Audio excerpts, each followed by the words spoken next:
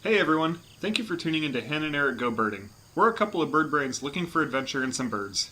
I'm Hannah. And I'm Erik. And we bring you this podcast to share our adventures with you and talk about random thoughts on other birding topics. Just a couple of disclaimers, we're not experts. And if we discuss any controversial material, we hope you'll keep an open mind. But also remember, that what we discuss, it's our own opinions. So in this week's episode, we will be talking about our recent trip we took up to Alabama and Georgia. And also, we sat down with Kristen Summers of Bourbon and Birdies to discuss her artwork and what she's passionate about. So Hannah, do we have any... Just a couple of things. That Zenaida dove is still continuing in Florida. A lot of people have seen it, which is a cool bird to get out and see. So if you're down in the Miami area, you might consider checking it out before it heads off. What did I see on Facebook that has been... people from all around the country and over 160 photographs uploaded online? I think it was over like 300. Uploaded online? I think it was over like 300. Oh my gosh. Yeah. That's a lot. It's crazy. Of one little bird. And also there have been a couple of little egrets that are code 4, and those have been found in Maine and Newfoundland. So, a couple birds there. And then also a couple of the southern birds that we have down here in the south seem to have gotten lost recorded in British Columbia recently. Huh, that's crazy. And also, eBird will update soon to reflect the lumps and splits that were recently settled upon. These new changes will result in an additional 36 species from those splits, and actually 5 new species are being recognized. So the total number of bird species globally is now at 10,585. That's a ton of birds. That's a lot to see. Yeah, need to get a bigger list. For those of you who eBird extensively, you may notice some of those changes in the second or third week of August, according to their website. The list order may change, and some of us may be getting some armchair lifers. So as long as you've been diligently reporting those subspecies that they're doing some splits with. I like those armchair lifers, but I also feel really lazy. Yeah, feels like we have to go out and see it again. Yeah. So the adventure that we were going to talk about today, it took off in search for a grasshopper sparrow, which was a lifer for me. I've already seen one. It was in the Houston area at Sheldon Lake State Park, and Hannah was a park ranger there, so... Yeah, well, I couldn't let you have that one up on me. My life list needs, and so we sorted it, and at that point, that was kind of the one to chase. Yeah, it made the most sense. Yeah, so that's why we went for it. And that's kind of where we're at with our birding, is just looking for those chase birds here and there. Of course, it's not our life list isn't as amazing as some people's, but we're getting down to the wire on some. For some regions of the country. So using the power of eBird, I found a spot where they've been frequently seen this time of year. Yeah, so Saturday morning we got up pretty early and headed up to Columbus, Georgia, so we could bird around Oxbow Meadows Environmental Learning Center, which is part of Columbia State University. Columbus, not Columbia. Columbus, not Columbia. Columbus State University. Wrong side of the country. Yeah. It was kind of odd driving in because at first you turn into a hotel parking lot and then you drive past the Infantry Museum on base there before you finally reach the park. Yeah, it seemed like we needed some sort of clearance to access it. Yeah, but there was a whole bunch of people that were in uniform. It looked like a ceremony. Yeah, I'm wondering if it might just be a Saturday family visiting or something. But, so we got to the learning center, we went right out onto the trails, and right away we saw house finches, northern cardinals, and heard some chickadees just right there within feet of the little environmental learning center they have. Yeah, there's a cool little bird garden. I think it was supported by the local Audubon. Yeah. That was just right down the trail and had all those things with a feeder. But once that started to slow down, we kept on walking down the trail and found an osprey nest on a cell tower. It was really out in the open. It was super cool. We sort of hopped from patch of shade to patch of shade. Well, and that worked pretty well because the shaded areas were basically where all the bird activity was. The birds were hunting for bugs and stuff just from the shade, hunting out into the sunlight. So we got a lot of good looks at a lot of small passerines, and we saw a bunch of flycatchers in that first area, right? Yeah, we did. Yeah. A bunch of flycatchers in that first area, right? Yeah, we did. Yeah. Yeah, and we had some great looks at white-breasted nuthatch, indigo bunting, and summer tangers. But my favorite was when we got back to the bird garden and there was a prothonotary warbler there. Man, we've been chasing that prothonotary around the country. We saw it in Houston finally, but It's been hard. The siren that started going off pretty much within seconds of us seeing that prothonotary. It was so loud, and it's kind of something I guess you got to keep in mind. It's a practice siren for, I guess, emergency weather. They alarm it every Saturday or every day. We're not really sure. Yeah. People had differing stories. At least it goes off at noon. So if you leave before noon or you just anticipate that it's going to happen at noon, you should be all right. Yeah, cover your ears. So I was a little disappointed at that point that we hadn't seen a grasshopper sparrow, and we were already back to the little nature center, and there wasn't really even any habitat to support one along that walkway that we did. So then Erik decided to take the Adventure Mini off-roading. Yeah, it wasn't really off-roading. There was a gate, it was gravel, there was no sign that said no trespassing, don't enter. It wasn't crazy. It's an invitation to come in. Yeah, it's an open gate. Okay, didn't hear it, and there was beautiful meadows along the side of the little gravel trail there, and then finally we heard it, and Erik trudged through the meadow to see if he could scare it up, but couldn't, so we just enjoyed listening to it. Yeah, but out there in that meadow, there were some monster lubber grasshoppers, just 3-inch, just huge monsters out there. Every time I'd walk, they would jump up. I'd think it's the bird, and it was just another grasshopper just jumping. It was crazy. And at that point, it was pretty hot, and we got what we came for, the grasshopper sparrow. So we decided to celebrate. And there's nothing better for some local craft beer. Yeah. So Hannah navigated me down to the small town of Columbus, which we hadn't been to yet, but we're finally getting there after birding all morning at the Oxbow Meadows. They had a really nice downtown area. There was a farmer's market that was just closing up shop for the day when we got there. It's kind of what happened. Closing up shop for the day when we got there. It's kind of what happens to us every time. Yeah. We get there right as they're closing. Oh, yeah. And it looked like there was only one brew pub in town, so we gave it a shot. It was called the Cannon Brew Pub. It was fantastic. The beer was good, the food was good, and they had a working air conditioner. You guys, I had a pecan fried, however you want to say it, and sweet potato fries, and it was delicious. 10 out of 10. Would go back. I was just in heaven after that sandwich. Yeah, so once I had a burger, and it was pretty amazing. Couple beers. Yeah, a couple beers. So once we were full and we were cooled off and everything, we walked down to the river walk. It was about 2 blocks on that main street.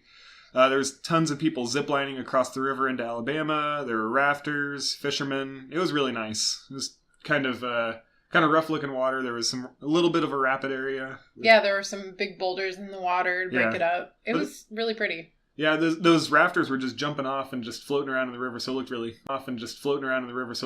really nice down there. Yeah, it looked like fun. So Sunday morning rolls around, 5 o'clock, of course, and we get a little coffee from McDonald's and then hit the road back towards Florida. But first we headed right for Eufaula National Wildlife Refuge. Yeah, Eufaula National Wildlife Refuge. It was about an hour south of Columbus, and it was just barely across the Chattahoochee River into Alabama.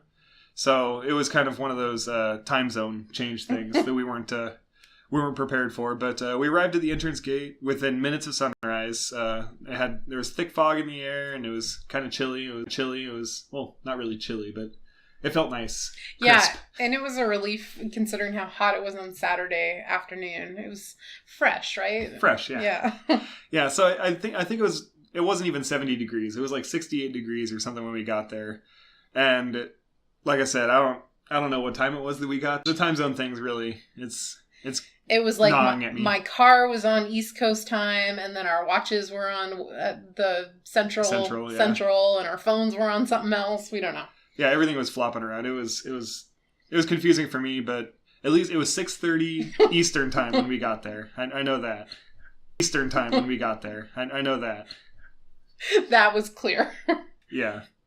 And online it said the official time zone was the Alabama-Georgia border, but it was kind of a debate like you were saying. So We got there just at sunrise, which seemed to be perfect regardless of what time it was. Yeah, the birds didn't really care about time zones. I guess we talked a little bit about Eufaula. It was a pretty large refuge, had a huge variety of habitat types. It was right along the river. There were some prairies. There were some pine uplands. Or pine flatlands, I guess. Some wetlands. There was pretty much everything you could. The main refuge has over 11,000 acres. It spans both sides of the Chattahoochee River. So there's some in Georgia and some in Alabama. Yeah, some in each state there, yeah. So the refuge doesn't have an entry fee, but we brought our duck stamps anyways, just for show, I guess, but we brought them. And it's advertised on the, just for show, I guess, but we brought them. And it's advertised on the U.S. Fish and Wildlife website that Eufaula is home to wintering waterfowl, so I guess we didn't go at the most ideal time, but it was still a very productive visit. Yeah, and I think it would be great any time of year, based on our experience. Oh yeah, middle of summer and we still saw tons. Time of year, based on our experience. Oh yeah, middle of summer and we still saw tons of stuff. Yeah. So. And like many other states, Alabama has a statewide birding trail, fittingly called the Alabama Birding Trail, and Eufaula is on the trail in the wiregrass section. The Alabama Birding Trail website, it's really nice, really easy to use. It's a great resource. It's a great resource for anyone who wants to go birding in Alabama. Yeah, so the first bit of habitat that we ran into was a little bit of overgrown prairie with some pines poking out through the dewberry brambles. Yeah, and a lot of birds were flitting around. Some female orchard orioles. I heard a pileated drumming on a dead snag across the way, turned off into a pine forested road. Yeah, this is pretty much the time I've got closest to hitting a northern bobwhite. This guy seriously flew right alongside us for a second and then shot across right in front of the Adventure Mini. It was... It would have totaled the car. It would have totaled the car. He was fast. He was right there, right up against us. So, needless to say, we had right up against us. So, needless to say, we had to stop and try to get some pictures through the windows before he ducked down underneath the brush again. And then we turned off another corner after seeing that bobwhite and stopped at another field. And this one was full of field sparrows. It had indigo buntings and orchard orioles. And that seemed to pretty much be huge. We drove down these small roads. There'd be small little birds in the pathway far ahead of us, and we'd stop and take a look. So kind of what to expect when you're out there. Yeah. I would say it would probably be better if we would have had a scope with us, because every time we come around a slight bend, they'd be just at that end of the bend, and we wouldn't quite be able to indigo buntings and the orioles. Maybe we can start a GoFundMe so our listeners can help us afford a scope. Yeah. So this site yielded a ton of birds. I can't remember. I think we were... Was it 48? Something like that, yeah. Something like that species with just a couple hours that we were there. It was fantastic, and I'd definitely go back again. Yeah, and like I said, I'd like to go back in the winter. Because there are those wetlands, and I think they'd have a really good variety of ducks. And we met a super nice guy while we were out there. He flagged us down and gave us a refuge map that he had made. And he just knew everything about wetlands. So if you need to know anything about wetlands or Eufaula, JW, he's your guy. Oh yeah, he was very knowledgeable about the whole area and the history of the wetland and everything. Yeah, very nice guy. Yeah.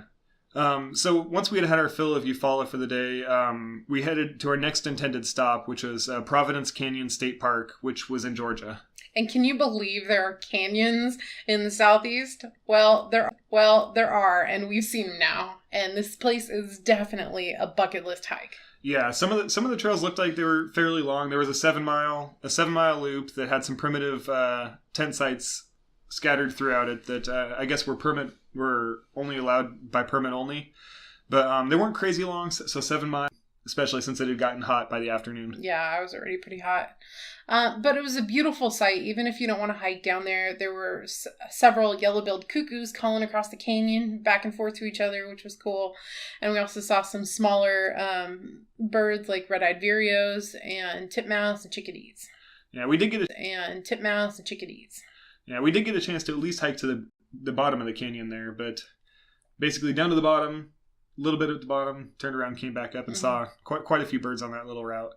But if you're not willing to hike down to the bottom, at least, the entrance road runs right along the rim of the canyon. It has lots of, when we were driving through Utah a few years back, just on a much smaller scale. Yeah, and at that point, hiking around a little bit that we did, it was getting late in the day, and it was getting hot, so we started to head back towards Tallahassee to end our birding weekend. Yeah, so that was however you say that, we're probably saying it wrong. Eufaula. Providence Canyon and Oxbow Meadows Environmental Center. Yeah. So, in transition... Yeah, good job. That's a good transition. So we sat down with Kristen Summers the other day, who's the artist behind Bourbon and Birdies,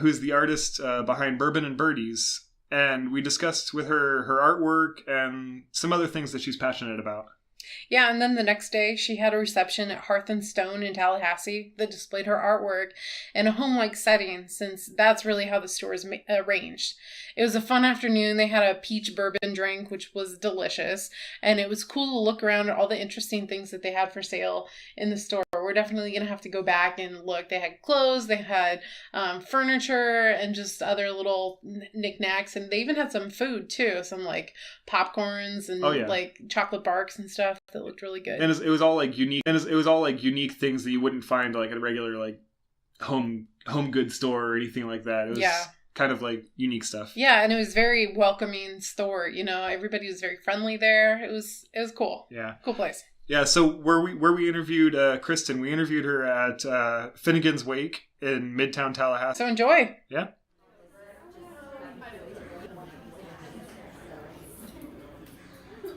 So, Kristen, tell us about yourself. Hi, my name is Kristen Summers. I am a Florida native, and I was born in Miami, traveled to Gainesville for undergrad, and have now ended up in Tallahassee, Florida, the state capital. I'm an artist, and I paint watercolor birds, and I'm also an attorney. And I like to use a little bit of all of that in my pursuit of teaching people about the environment and the wildlife that lives in it. So, are you a birder in addition to doing law stuff? That's a great question. I like to consider myself a birder, but if I am ever around true birders, I will not take that title. I know how to identify birds when they are still and on a piece of paper, but once I see a little blur of yellow and brown, I know how to identify birds when they are still and on a piece of paper. But once I see a little blur of yellow and brown, I am hopeless with identification. So, yes, I do like to watch them, but I'm not very good at identifying them. It's okay. A lot of us call those LBJs or little brown jobs. Some... I don't know. Yeah. It's all yellow. I might be able to guess that. But... So we're both listers. Erik is more of a lister than I am, so he keeps a very detailed list on his county birds, state birds, everything. Do you do any of that sort of stuff, or do you just like it for fun? Do you like to travel and see them? Lister, I'm a little bit too scatterbrained to be able to be that organized. I do like to look at birds and go out looking for them when I travel, especially around the state.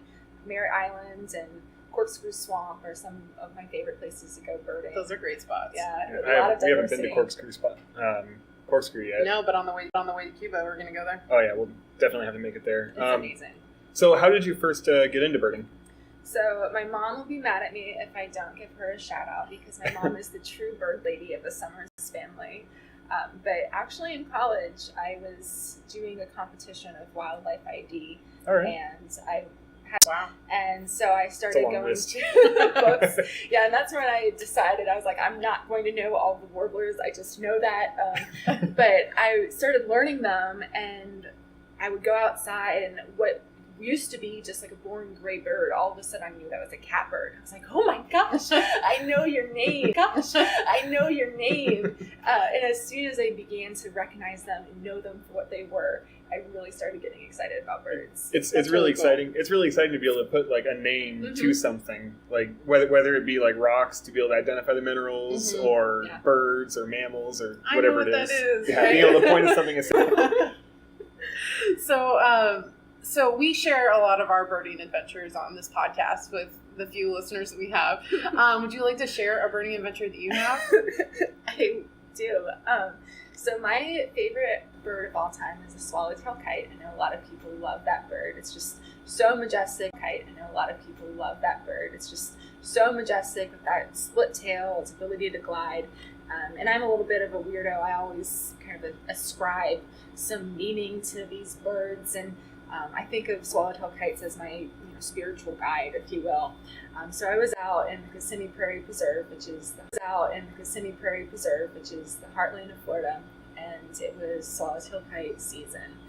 So I was camping with a friend. We were out just sort of in the middle of the prairie, and there's some swallowtail kites gliding above us. I was like, oh my goodness, they're leading us home. And I was just so absolutely, and then as we started getting closer to our campsite, the swallowtail kites started to dive bomb, because apparently there was a nest right by our tent. And there was a point where one of them dove so close that I could feel the wind from its wings, and I just screamed and ran into my tent and just sat there and like cried out of fear, because I thought it was like my favorite birds are trying to kill me. So that's my favorite bird experience. That's incredible. That's pretty experience. cool. Wow. So with painting and birds, which came first? Did you start painting first? Did you start birds? But birds kind of started in college. I had always fiddled around with paint. I've never really been what I would call an artist until right after I graduated from law school and started practicing. I had a friend who really liked quails, and I was like, maybe I'll paint a quail for him. And I tried it out, and I was like, dang, that quail is pretty good. And so I was like, maybe I'll try another bird, because I seem to really like them. And they sort of just meshed with each other, and I found out that of all the things in the world that I can paint, it's my favorite animal, the bird. That's really cool. So California's quail, right? Okay, so is that on your checklist to go see? Yep, I guess so. I'll have to make it over to the West Coast for him. Yeah. So when it comes to painting, obviously birds, but is anything else inspire, your signature style, or what inspiration do you have? That's kind of a boring answer for me. That's kind of a boring answer for me to give. I think that it's nature itself is my true inspiration. I get a lot of, my passion for my art. It just kind of comes out of me, out of an expression of what I love about nature. I like art, and I have seen other artists, but I'm a self-taught painter, so I don't have the true, guiding direction of art. It's all just coming right out of my hands.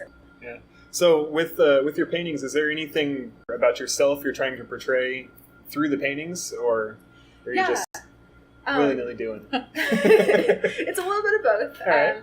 I am kind of unique in that I usually just do bird heads. I don't always do their full bodies, which most people who paint birds will try to get them in flight and have their wings out. But I really like the expression that I can get from focusing on their eyes and their beak and the plumage on their head. I think that it gives the birds just so much more character and personality that people are really able to connect with the bird that I'm trying to feature, to get them excited about the species and where it lives. All right. Yeah, that's a really cool thing to focus on. Because like you said, so many people try to get the action of the bird, but that really does give it a personality. That's awesome. Yeah. So we see that you're looking to contribute to environmental organizations. How do you decide who you want to work with? Yeah. So I think what you're talking about is the print series. That was something that I started back in February, April, to be able to give back to organizations that I feel meet my mission and like my idea of what we should be doing with the environment. So people who try to work on being great stewards and educating the public. So the first organization that I picked was Friends of Payne's Prairie, because I think that Payne's Prairie is just such a sensitive and wonderful park in the state, and I think that Payne's Prairie does a really great job of educating the public about the different birds and wildlife that live there. And so that kind of was the basis of my criteria, and I look for smaller organizations that can use a little bit more of a spotlight, that would benefit from the meager contribution that I'm able to give them right now. If I give $10 to Audubon, I mean, that's great, but it's not going to help them as much as if I give it to a smaller organization. That's true, yeah. So I'm trying to focus on groups that really I just feel like have a mission to help the environment and to teach the public. Yeah, so I guess you covered kind of our next thought, which is, so you mentioned that you took and law and stuff. Does law and birding ever mix? You know, You can tell that we're not well versed in law. Yeah. Yeah, there are laws. I've heard of them. There are laws. Thing. Yeah, and I am an attorney. I right now they don't. But in undergrad at the University of Florida, I actually studied natural resource conservation and wildlife ecology conservation. And I went to law school and got a specialization in environmental and land use law. Okay. And my life goal for 15 years now has been to be an environmental attorney, so that I could litigate and advocate for environmental laws and environmental protection in the state. So right now, that's not what my job is. I work somewhere else and do something that has nothing to do with birds. But it is my aspiration that one day I'll be able to have both of them kind of combine. My love for the law and the love for the environment come together.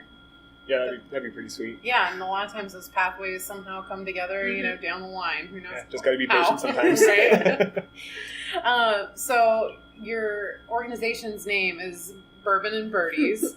Do you want to give us a little insight into maybe your favorite bird? I solely drink Eagle Rare, which is great because it's bird-themed bourbon, and it's also bird-themed bourbon. Yeah, quite delicious with vanilla tones.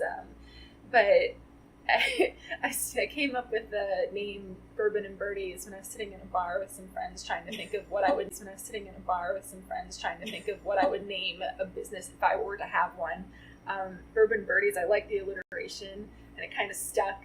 And so now, whenever I have an art show, I usually have a little glass of bourbon with me, so people don't keep asking me, "Where does the bourbon come in?"